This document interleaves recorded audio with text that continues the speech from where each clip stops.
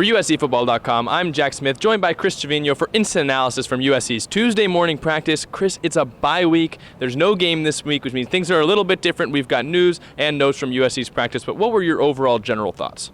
Bye week for the players, no bye week for us because I'm still here doing this instant report with you, Jack. And like the players, they were still out there in full pads. It did not seem like there was any pullback just because it was a bye week. When I was watching them come out to practice, which was a little bit later today, usually starts at 8 a.m. Today, it was scheduled for 8:30. But when I saw them come out, I thought maybe they were a little bit sluggish to come out, but then I saw Dante Williams run back into the tunnel, into the locker room. Then all of a sudden we saw a flood of players jogging out to practice. I think they just had to wake them up a little bit, get them going, and it sounded like, from what players were saying after practice, that it was a very good practice, a very physical practice, and maybe one of the best practices they've had. So great sign, start out right there with a physical practice coming off a loss. Yeah, it is a weird situation where it's a bye week, but they're also coming off of a loss, which if you follow Lincoln Riley, doesn't happen all that often. He's talked a couple of times this week about, those Oklahoma teams that he coached that had a midseason loss, but they went on to rally. This one, it's an interesting scenario for the Trojans because come off a heartbreaking loss, 43-42 to Utah, but now you have a bye week. There's kind of some differing opinions among players, ways that they're handling it. So what did you take from what, first of all, Lincoln said about how the team's going to handle the bye week, and then also what the team is, their mentality is like throughout the bye? Nothing seems to be changing about the bye week in terms of their preparation or, like I mentioned, ramping down anything in terms of physicality. But as I've mentioned, using the bye week is an important time to use it to self-scout, to improve, to look at what you've done through the first half of the season and say, hey, we need to change this, or we can do this differently, or you're showing, these kind of tendencies, we need to stop that. And that goes for everything, like on a coaching level, on a team level, on a unit level, defensive and offensively, and special teams, but also on a individual player level, Jack. And that's something that Lincoln Riley talked about in terms of sitting down with every player and kind of going through, hey, these are kind of the goals we want you to hit on for this week. These are the kind of things you need to work on. These are the things we need to work on as a team. This is what I want for you to do as an individual. And that's a lot of things you need to accomplish during the bye week. So I think you can get a lot done in terms of if you have everyone working on team goals and individual goals, and everyone's just going to come out of that bye week a lot better. Yeah, Lincoln mentioned each individual player met with their position coach to go over an individual goal. I was talking with Kalen Bullock, asked him, did you sit down with a certain coach? He said, yeah, he sat down with Alex Grinch. His individual goal is he wants to be the quarterback of the defense. He needs to help with the communication, which is one of the things that he thought was lacking against Utah, was the way the defense was communicating. He gave up a deep ball, said, that was just bad communication in the back half, and he's kind of stepping up, as Alex Grinch, I think, wanted him to be a quarterback of the defense throughout the second half of the season. They mentioned that the position coaches, they came in, it was kind of an incongruence, what the players thought they needed to improve on, and then also the coaches saying, here's what we need from you as we improve down the stretch. So I thought that was an interesting thing. Lincoln Riley giving us a little bit of nugget about, what they're going to be doing during the bye week. And you mentioned they were kind of sluggish a little bit to start practice in the morning, coming off fall recesses, students, and the trip down to Salt Lake City. But when we were talking to the players after practice, it seemed like a lot of them are just really hyped to get back on a football field, and some of them are a little antsy to just get through the bye and go to Arizona after the loss. Yeah, I think the most important takeaway from this team, and I asked, Taj Washington about this, is how did the vibe feel, or how did the team feel, that next day on Sunday after they had gotten back, they were back in meetings. He said everything felt sort of normal. It didn't feel like anyone was harping on that loss. He said they, quote unquote, they flushed it, they watched the tape, and then after that you got to move on, move forward, and move on to the next challenge, which is the bye week. But after that you have Arizona, and then you have Cal, and then you have Colorado, and you have everything. You still have a full season, half a season left with a chance to play for a Pac-12 championship. You cannot dwell on what happened 24 hours ago. You get 24 hours to think about it, and then it's off. And then throw it in the trash. If I have a bad instant, Jack, I got to flush it because I got to do one the next day. But that's something that Taj talked about. He thought that the energy was, it wasn't down. And then Justin Dedich talked about how, he was fired up talking to the media. He was the one who said that this was maybe one of the most physical practices they've had. And, that's something USC fans are going to love to hear because all too often we've heard about bye week practices that were taking a step back, taking the foot off the gas. But Lincoln Riley's go, go, go. And Justin Dedich, breaking news, shaved his mustache. And he said it's because they suffered their first loss of the game. I'm not sure what he's going to shave off next if they have another loss somewhere down the season. But maybe you shave off your mustache. Maybe shave off mustache. If I get 20,000, maybe I'll shave off my mustache. But that was, the mentality that is taken, like fresh start, move on, move forward. And, he said they were really excited. A lot of those guys were just wanted to go out and play again. He said he felt like a lot of those guys could have played another 4 quarters right after that Utah game. So still a lot of that emotion and still a lot of that energy, and they're just trying to use that to channel themselves through the bye week, get those improvements, get healthy, but you still got to be physical. Yeah, I think one of the team goals, which I think goes along with being physical, is to improve the tackling. This was USC's worst tackling game. I think I saw that PFF charted 18 missed tackles where they were averaging around 7.5 through the first handful of games. So the Trojans' worst day of tackling, especially when it came to tackling tight end Dalton Kincaid.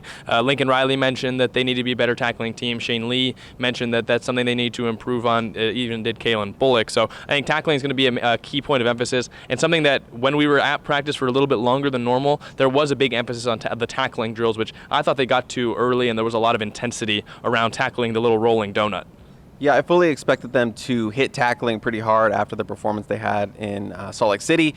Cornerbacks, defensive backs were hitting that donut pretty hard, as you mentioned, and then linebackers were working on gang tackling. They'd have a pass catcher in the flat, 2 linebackers in coverage, swarm to the ball. And defensive line, we're doing some interesting new stuff too. Some work with a 3-man sled drill, kind of attacking and pushing on that and striking. Not exactly tackling, but just more being physical, emphasizing the point of attack. So we saw a lot of that. I saw Alex Grinch rally up the defense after those early team pursuit drills and kind of ripped into them. He was giving some sort of speech. We know Alex Grinch loves to yell. Couldn't really make out what he was saying, but he was fiery in there. And I think he was just, getting to the point that they need to get this week off right, get this practice off right, a full pads practice, and use it to their advantage. And as just indeed it said, a very physical practice here on Tuesday. So I think, Alex Grinch helped set that tone after his unit. They were beat up in that Saturday game. So they have a lot to prove in this bye week and then moving forward and trying to get back on track after, getting a hit to their confidence, because this defense had been playing with a lot of confidence. And Shane Lee was asked about that. Like, after a game like that, do you feel like a loss of confidence? He said, no, not really. They've always kind of held that edge and that confidence. But a game like that really opens your eyes. It makes you look inward and being like, hey, we need to fix this. We need to improve on this. We need to do this. And luckily, as we mentioned, bye week, perfect time to get that done. Yeah, another note about tackling. We saw Shane Lee after practice all alone by himself. When the media was interviewing players before his interview, he was down on the side on the other field, tackling a dummy all by himself, kind of getting in position and then going to tackle the dummy, resetting it, doing it all by himself. Of course, he struggled a little bit to tackle against Utah. He mentioned that having the hand brace was, something that was out of his control, but did make it a little bit harder to tackle. So he's clearly wanting to improve. I think that's going to be a key point of emphasis throughout the bye week, all the way most likely until that Arizona game. There were a couple other things that Lincoln Riley said in his press conference I think that we could note on. I asked him about, what's the difference when there's a roughing the passer penalty. Of course, he said yesterday that he thinks it's pretty clear in college football, what's roughing the passer, what's not. I asked him, how do you control that with the players? If you think that it is a clear point in college football, what should be called and what doesn't.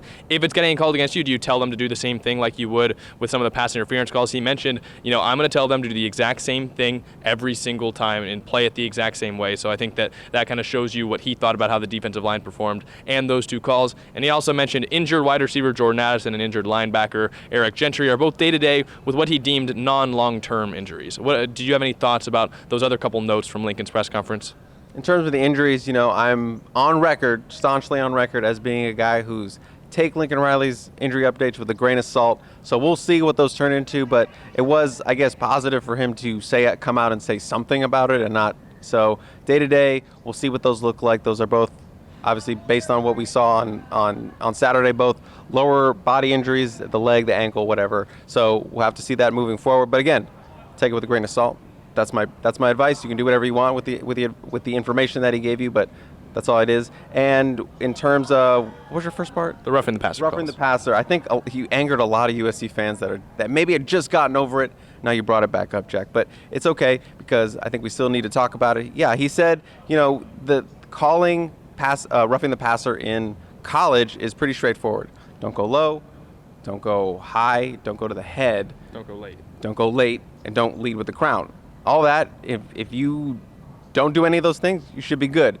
Well, USC players did not do any of those things and still got the call. And as you said, he's still going to throw it up there and show them what to do. So I love it of him doubling down on it because he knows in his heart that those were bad calls. And He knows that those were the wrong calls, and he's still going to coach it up. You can't coach scared, and you can't coach them any differently because what they did was right. What they did was textbook. So I just love him, doubling down on that. All right, well, I think it is technically our bye week a little bit, so maybe we could do a little shorter incident analysis. Were there any other thoughts that you had to kind of wrap up our show today? Just something on what Lincoln said about tackling, and I forgot to mention this when we were talking about tackling, but it was specifically asked, how do you balance being in a bye week where you most likely want to get more healthy and being physical and fixing the tackling? And he said, there is no balance. There is no balance. You cannot,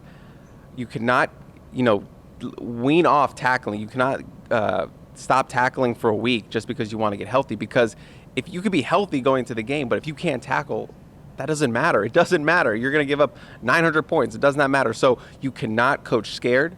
You cannot, take down the physicality despite it being you're not having a game on Saturday. There's a lot to get done, and you cannot tone down anything just because you're trying to get healthy. There is no balance. And so I thought that was a quote that was really interesting and something that really jumped out to me. Yeah, well, that's all we've got notes from today's practice. I've been Jack Smith for Chris Treviño and myself. Make sure you guys are checking out USCfootball.com, Inside Troy on YouTube, and checking out the Peristyle podcast where Ryan and Chris will be live later today. But that's all we've got for you guys. We'll see you tomorrow.